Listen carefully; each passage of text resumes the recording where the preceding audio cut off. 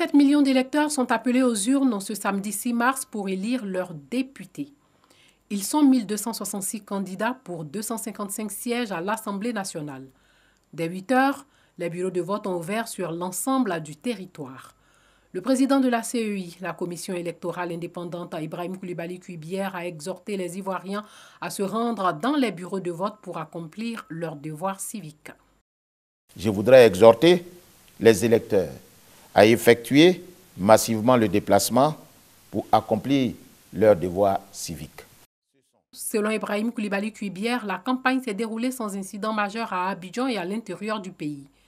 C'est une élection qui se déroule dans un contexte de crise sanitaire. Ibrahim Coulibaly Cuibière a donc invité les électeurs au respect des mesures barrières.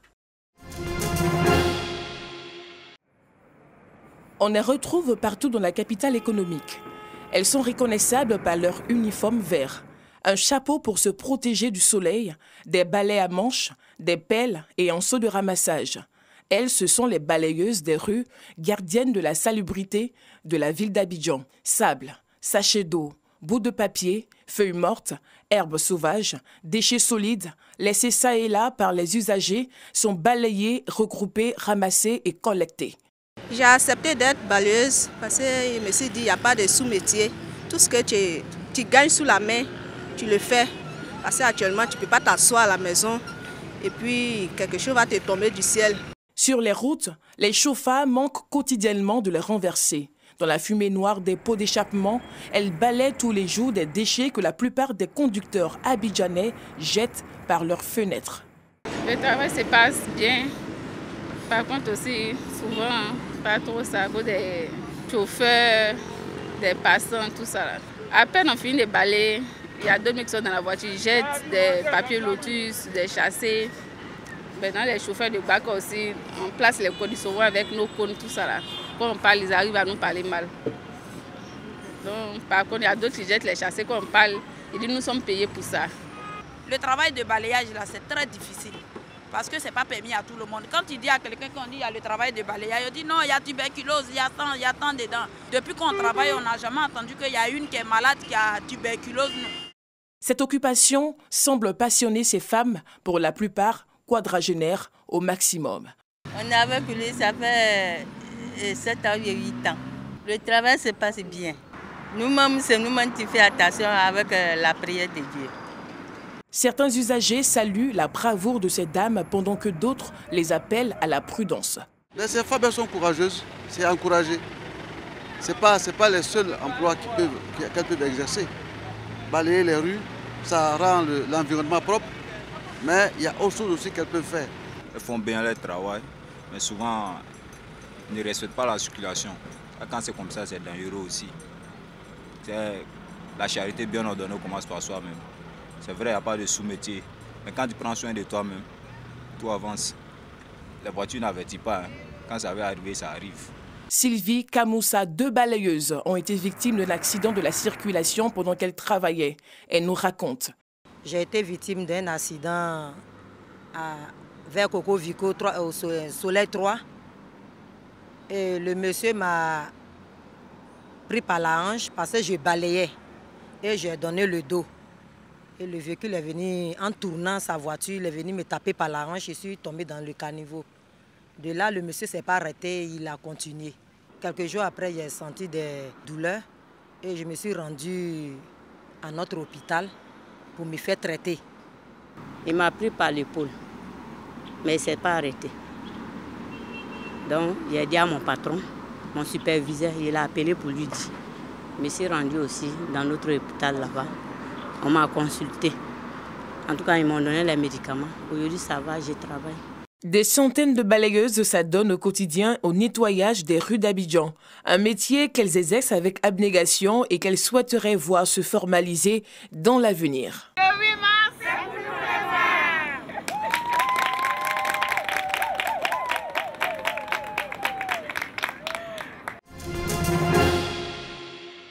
C'est la salle de mariage de la mairie de Cocody qui accueille la cérémonie de signature de convention entre la mairie de Cocody et de microfinance en vue d'apporter un appui financier aux femmes et aux jeunes de la commune.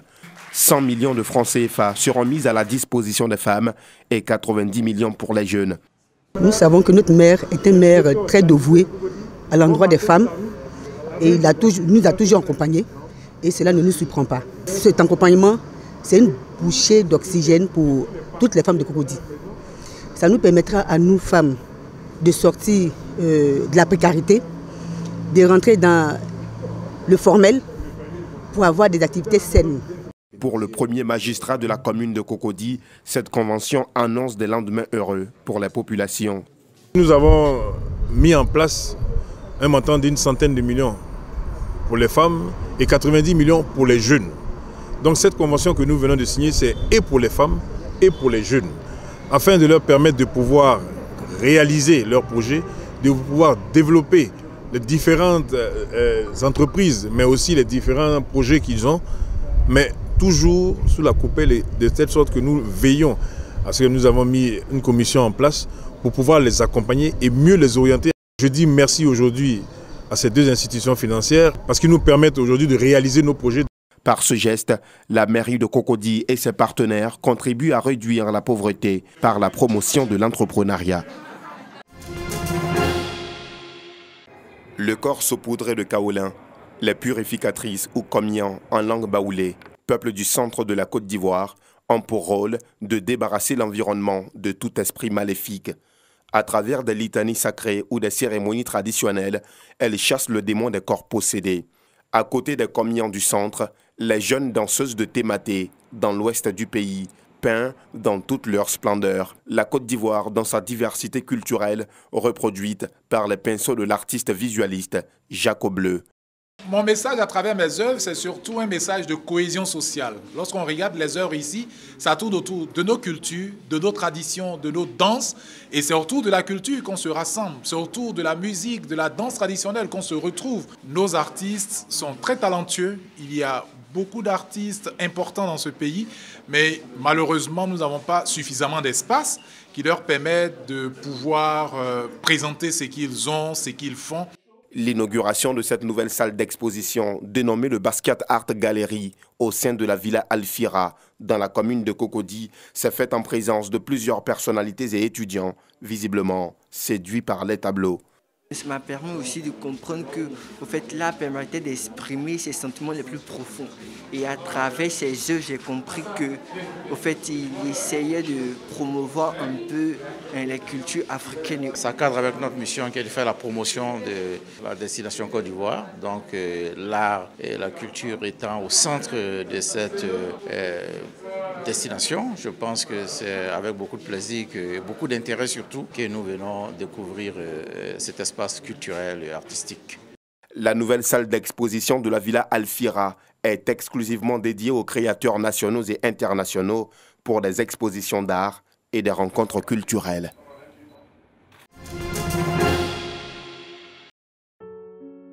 Le monde du vivrier est en deuil. Irielou Colette, présidente de la FENACOVICI, la Fédération nationale des coopératives de vivriers de Côte d'Ivoire, est décédée hier à l'âge de 65 ans.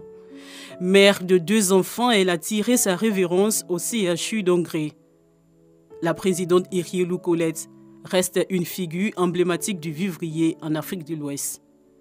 Elle a toujours démontré son sens des affaires ainsi que son aptitude à diriger des groupes de femmes et à rechercher l'amélioration de leurs conditions de vie.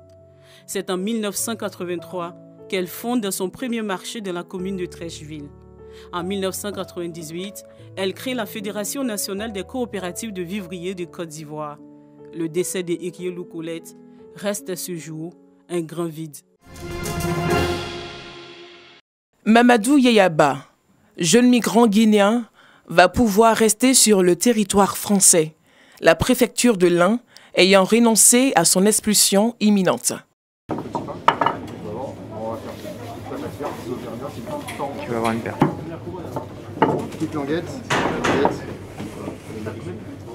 Il y a 1 mois, Patricia, la propriétaire de la boulangerie dans laquelle il travaille, avait entamé une grève de la faim pour demander la régularisation de son apprenti. Yaya, c'est la seule personne qui nous a demandé de venir ici en apprentissage parce qu'on est à la campagne, parce que c'est un travail quand même, faut être extrêmement courageux, hein. On travaille une bonne partie de la nuit.